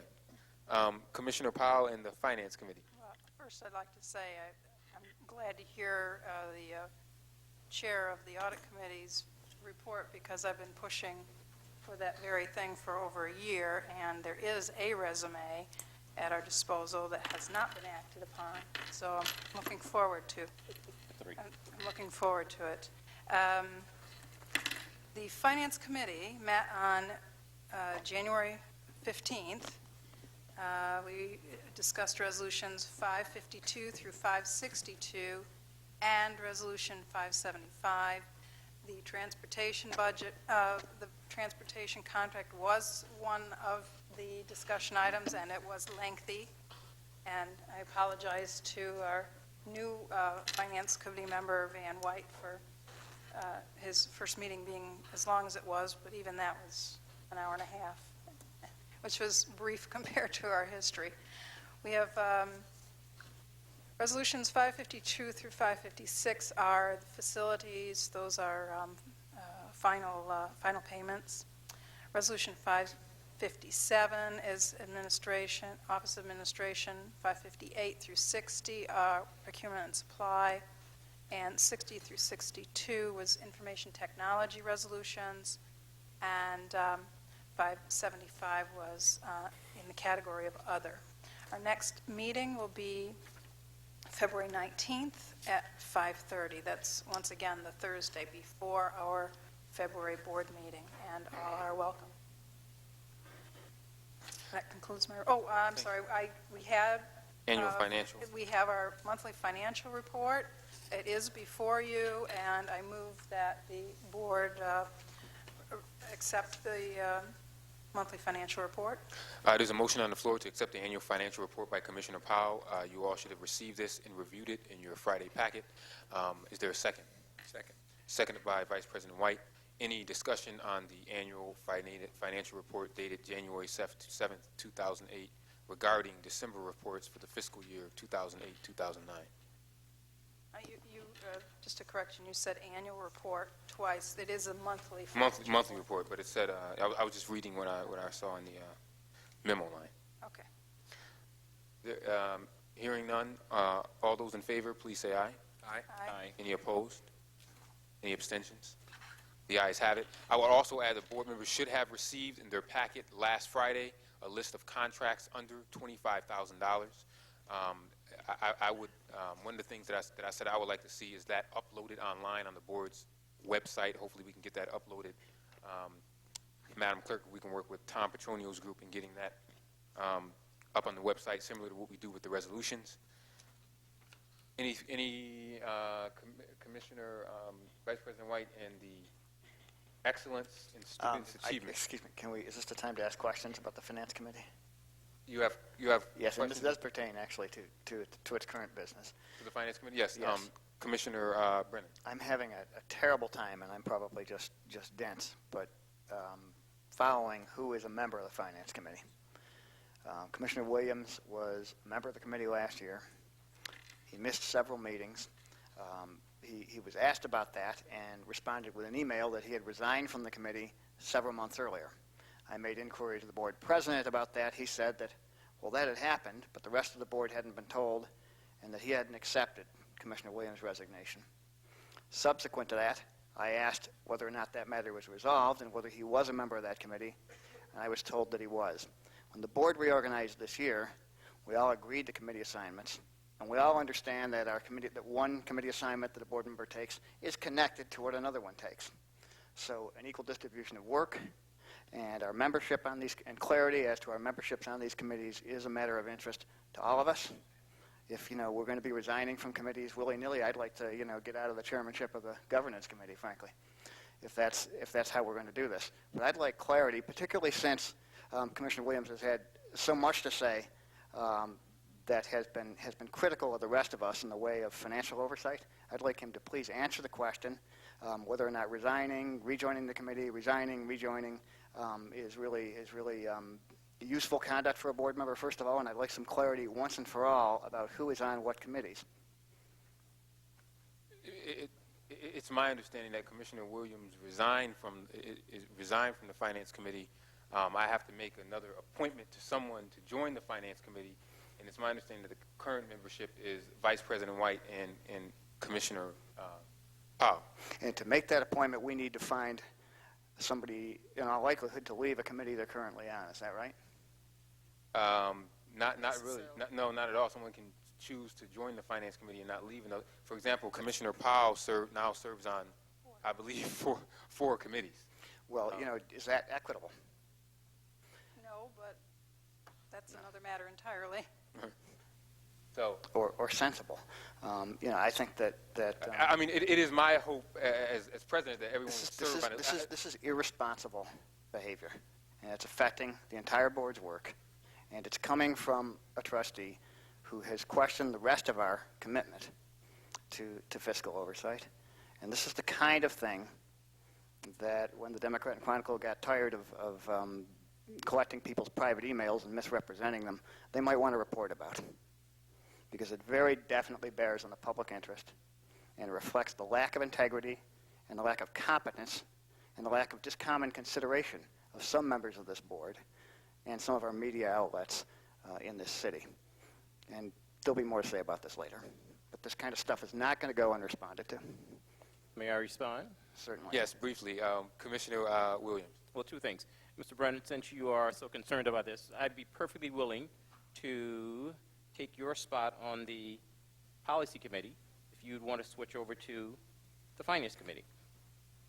I have no intention of giving up my seat on the Policy Committee because you, Commissioner Williams, you agreed to the committee assignment. You agreed on January 2nd to take on the responsibility, and we all formed our committee choices based on that mutual agreement. And this constant leaving the committee and coming back and leaving does affect the rest of us, and I think it's a legitimate criticism, particularly since you have been so critical of the rest of us in this area. It's just. I'm speechless. Your criticism is noted, but I'd like to remind you that according to the legislation, as well as to Robert's Rules of Order, service on a committee is voluntary, both on the part of the president as well as the participants. And I have a perfect right at any point in time to decline to serve on a committee. You have a perfect right to set your hair on fire, too. Yeah. The question is whether or not it is good for the institution, whether it's responsible, and whether it makes sense. I would say that it doesn't. You're entitled to your opinion, but I don't think that's in the public interest. I don't think your behavior is in the public interest, and I think you ought to be taking a task for it. I'd be willing to serve on policy if you'd want to switch to the finance. Your unwillingness to keep your commitment to serve on the Finance Committee should not require me to leave the Policy Committee. You made the commitment, and you broke it, and you've done it several times in a short period of time. Okay, that's the question.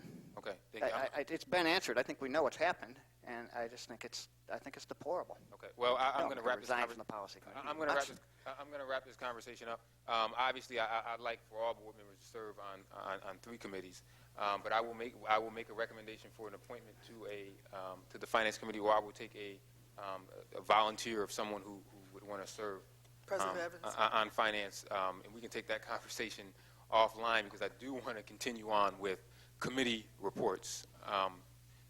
Thank you, Commissioner Powell and the Finance Committee. Excellence in Student Achievement, Commissioner White. Yes, the Excellence in Student Achievement Committee did not meet during the earlier part of this month. As you've noted, Mr. President, we just reorganized our committee structure. On that committee will meet on Thursday, January 29th at 5:30.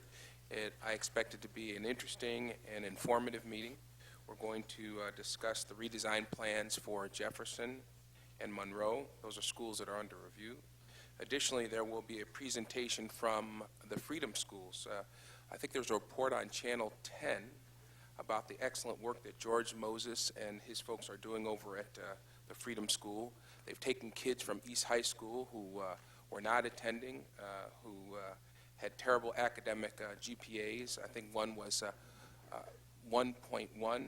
These are now, some of these students are now on the Dean's List and are doing extremely well, just because I think, in part, because of the greater or improved teacher-student ratio. So, again, kudos to the superintendent staff, because I think there's at least one teacher over at the Freedom Schools from East High School. Is that right? So they're doing good work over there, and I would encourage anybody who wants to learn more about what they're doing at the Freedom Schools and that model to attend our January 29th meeting at 5:30. These ESAC meetings are well attended. We sometimes have people in the room that have to stand up because there's no room available. These are good, informative meetings where we're able to ask questions, debate, and inform ourselves as to what is in the best interest of our children. The next meeting after that, if you want to mark your Palm Pilots or calendars, will be February 12th. That's Thursday at 5:30 p.m. And as, again, we do with all of our excellent Student Achievement Committee meetings, we will have a special guest presentation. So, again, you can inform yourself as to the good work that's being done in this district. Thank you, Mr. President. Thank you, Mr. Vice President White. Commissioner Elliott. President Evans, we have not met as the policy committee. However, we do have a meeting on January 27th. Included on the agenda to be discussed is the issue that the superintendent brought to our attention about recruitment of in the military. Board goals is something that we will also review to see how, if there's policy considerations around the board, around the goals that we established as a board. Also, what the policy goals for the committee will be. We will review talk about the status of where the policy manual is. We have contracted with BOCES, I believe, that's working on updating that manual for us. So I want to know where we are with that, with the manual and what we have to do. And that's it. Thank you. Thank you. Thank you, Commissioner Elliott. Commissioner Brennan and Board Governance? Board governance is not met, so there's no report. Thank you. That concludes reports. The only thing I will say briefly is please pay attention to your board calendars for February. I believe that everyone should have given the clerk their standard meeting dates for the year, the dates and times. I think the clerk has the bulk of them, so we'll do that. And we also will be scheduling during February at least one work session. And we have a special meeting coming up on February 10th that you all should have in your on your calendars. And I will address this stuff in my Friday letter. And everyone should just govern yourselves accordingly in terms of the calendar, which you get on a weekly basis. The updates come weekly in your Friday packets. We'll now move on to considerations of resolutions. If there's no objection, being that we had so much conversation around Resolution 558, which relates to the transportation, I'm going to ask that we vote on that one separately so that we can have separate discussion on that if there is further discussion to be had. I'm also going to ask for a motion before we get into resolutions to, I don't like to ask for this motion, but I will because it's 8:10, and our bylaws say that we have to ask for a motion to extend the time if we're going to go past 8:30. It'd be nice if we weren't going to go past 8:30, but I'll ask for a motion to extend the time. So moved. Moved by Commissioner Powell, seconded by Commissioner Elliott. Thank you. All those in favor, please say aye reluctantly. Aye. Any opposed? Okay, thank you. We will begin with Human Resources resolutions. I found a mistake. I believe it's Resolution 536. Shouldn't that be 2009 and not 2008? Yes. Not necessarily. Let's not go there, Commissioner. We really be in trouble if it's over a year. Not necessary. But so if there are no objections, Resolution 536, the year should be read 2009, and we will note that correction for the record. Resolution 536, the year should be 2009. So we will now move to Human Resources resolutions. Again, these are resolutions that are related to specific individuals. So if we were to have discussions outside of the purview in terms of just the dollars expended, and we're going to talk about the individuals, this is something we would have to take up. In executive session. So at this time, I'll entertain a motion to approve resolutions 515 through 551, which are human resources resolutions. So moved. Moved by Vice President White. Is there a second? Second. Seconded by Commissioner Powell. Questions or discussions around resolutions 515 through 551, Vice President White? Yeah, just with respect to Resolution 536, which I'm glad you corrected the date. Let me say, Mr. Superintendent, I had the opportunity, thanks to Tom, I don't see him still in here, and Gary, to go to Franklin Finance, and I think that's what this resolution concerns, is that right? I was invited there by a teacher, then the principal, Ali Abdul Mateen, because students were quite frankly concerned about whether their school was going to be closed. I think, Mr. Superintendent, you made some comments on the air. I didn't see the newscast, and I followed your comments with an interview on one of the local stations. And the students were naturally a bit distressed about some of the comments that they heard, and in between media sound bites and rumors, things get somewhat distorted. So your chief of schools, I'm sorry, is that your title? Yes. Gary? Yep. What zone are you in, Gary? Ray, I'm sorry. We call him Gary, too. Okay, Gary Ray. Ray, I'm sorry. Northeast, thanks, Ray. Yeah, Ray was there, and Tom was there, and we had about, 50 or so students and staff, and we addressed their concerns as best we could. And we had a very energized and thorough discussion about not so much what the district could do or would do, but what they could do as students. And one student noted, or one staff member noted, that they went from a 28% graduation rate the year before last, I think. I'm looking at you, Ray, to correct me when I'm wrong, to a 42% graduation rate. And I said, Mr. Superintendent, that that was good, that the movement was success, but 42% wasn't good enough.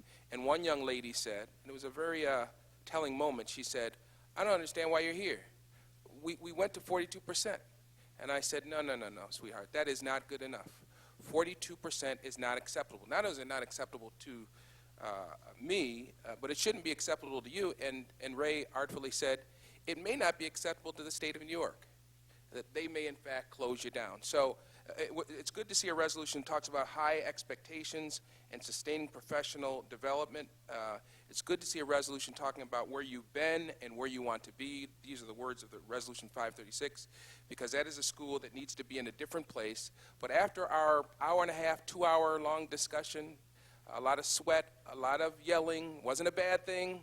It was an encouraging thing. We walked out of there, I think, with a great degree of hope that the students could, in fact, control their own destiny. And if they increase that graduation rate above and beyond 42, that this is a school that could save itself, that could save the institution for the young brothers and the young sisters and the cousins that they want to go there. So to Ray and to Tom and to Ali and to Josh, thank you for inviting me to the school. I think it was very productive, and I hold out great hope that Franklin Finance will continue its successful journey. Now, was there a question related to? No, Commissioner Elliott, you ought to know better than anybody else the art of turning a question into a comment. Well, you turned that into that one. Anything else on resolutions 515 through 551? Yes. Commissioner Williams and then Commissioner Powell. I have just a... And again, these are human resources resolutions, so sorry, student rep, you can't comment. Just a note primarily for Commissioner Elliott, since she is now the chair of the policy committee. And Resolution 524 primarily deals with tenure.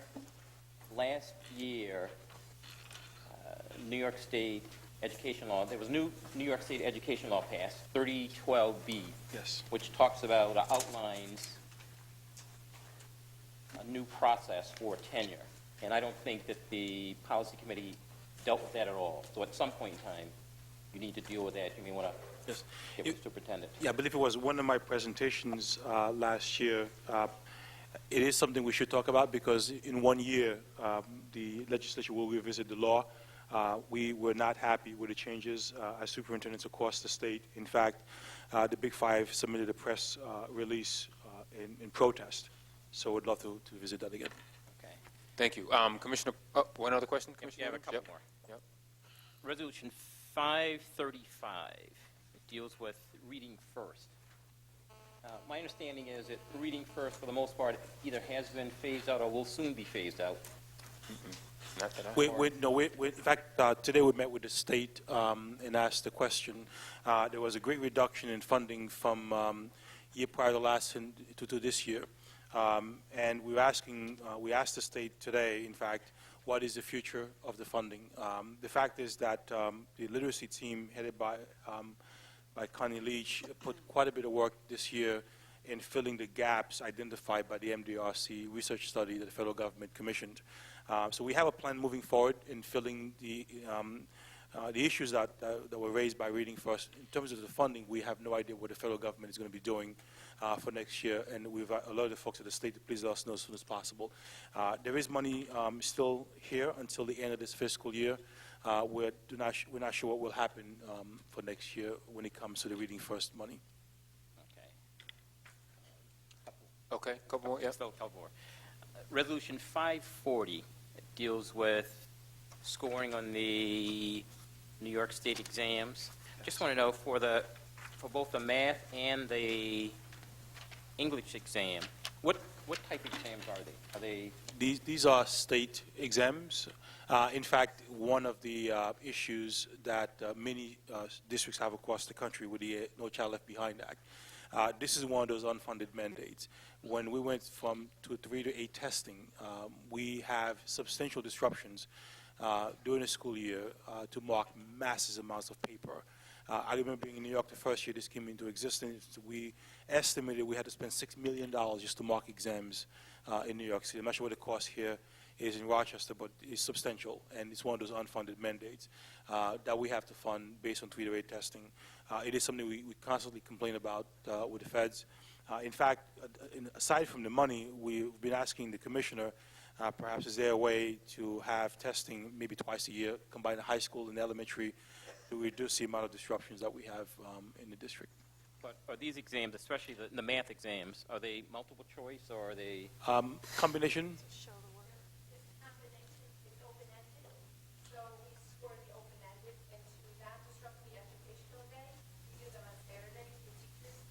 Okay. Okay. And one more. Okay. Last thing. Resolution 549. And one of the things in here, there are quite a few terminations for the centuries, and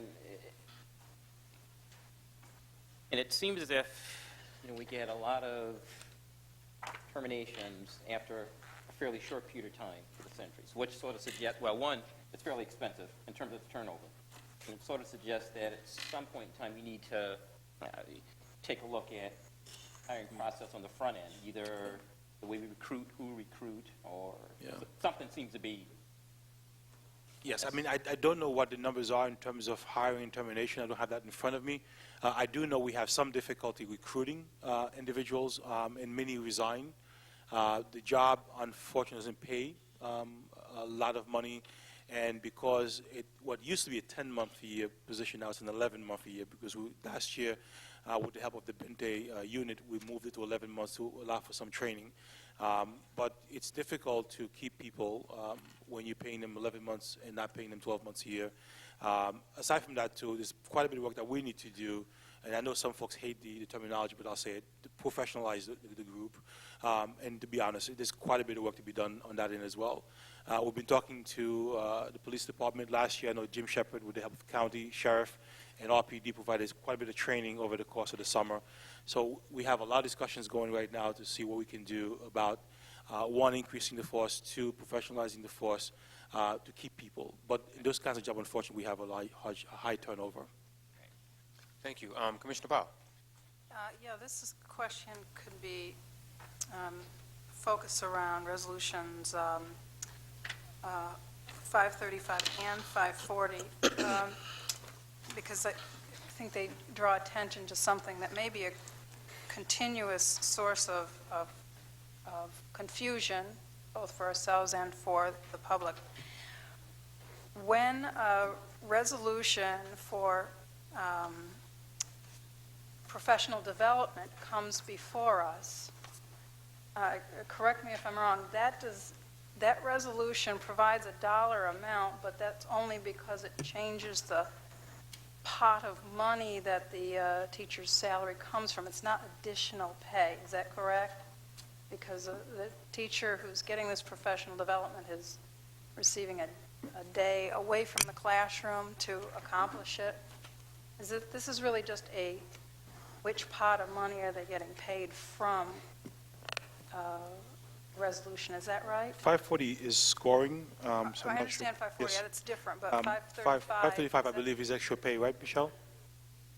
Additional pay. Okay. And that would be true of the scoring as well, then? Yes, yes. So professional development dollars is additional pay above and beyond what they get in the classroom. Is that because they're coming in on a Saturday to do it? Or after school, or vacation days, or when schools are closed. Yes. Okay. Thank you. Anything else, Commissioner Powell? That's it. Okay, any other questions on the Human Resources Resolutions 515 through 551? President Evans? Yes. I'd like to offer an amendment for 525. Again, I don't vote on the resolutions that are past the date that we're going to approve them. But on 525, the one that's dated February 2nd is the one that I want to vote in favor of, and the other ones I want to vote no on. 525. Page 6. Okay, I will call, if there's no objection, I will call Resolution 525, with the exception of February 2nd, 2009. I will call that. I do object, Mr. President. I don't understand why we need to enable the behavior when we have explained over and over and over again to the Commissioner why it is, for instance, that substitute teachers or resolutions of that ilk almost by definition are going to be post-dated. If a teacher drops dead today, we need a substitute teacher tomorrow. That is not going to come before this board until February, and there's not a damn thing we can do about it. Mr. President, I would like to have that separated, please. I know Commissioner Powell has noted her objection on, so Commissioner Elliott, you would have to make if you don't mind, you can make a motion to have 525 and have the date of February 2nd, 525A. I do move that 525A constitutes everything except February 2nd, and that 525B constitutes the February 2nd date. Okay. There's an amendment to there's an amendment to the resolution by Commissioner Elliott to make 525A as the resolutions for all of them, with the exception of 525B for February 2nd. Is there a second? I will second it only for the purposes of discussion. So Okay. at least her amendment will get on the floor for discussion. Okay. It's been moved and seconded. Discussion on the amendment to the resolution. Vice President White. Well, I think Commissioner Elliott has articulated her concerns repeatedly, and I think the administration has repeatedly, as Commissioner Powell says, repeatedly indicated why they have to do in this way.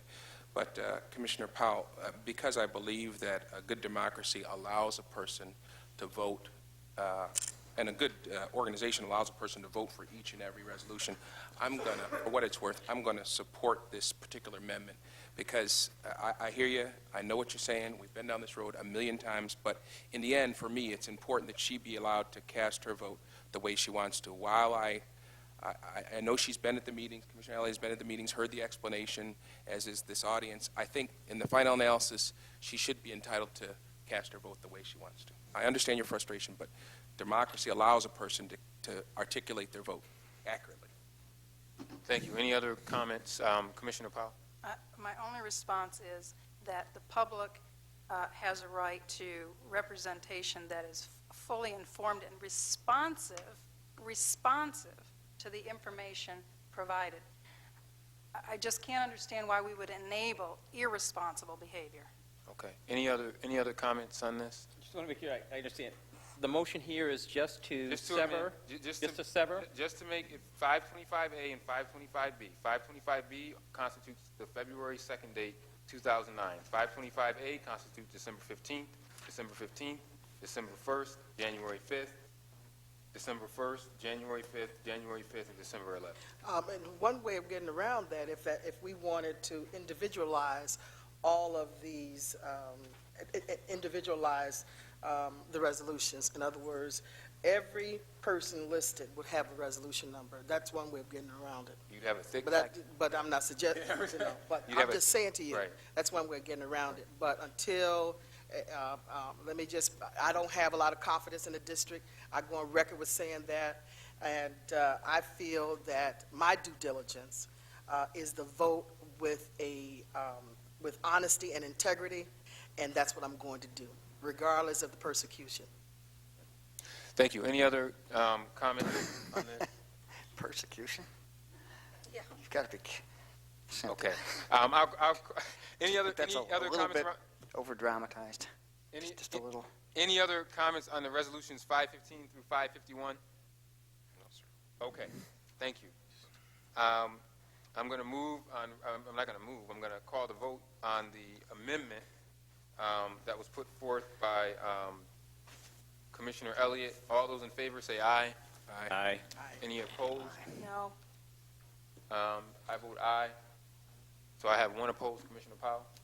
Okay. Any other thing? Now we're back to our original resolutions 515 through 551. Any last minute questions? Okay. We will move with the vote on 515 through 551. I'm going to do this as a roll call vote, starting with Commissioner Williams. Commissioner Williams, how do you vote on 515 through 551? Yes. Commissioner Powell? Yes to all.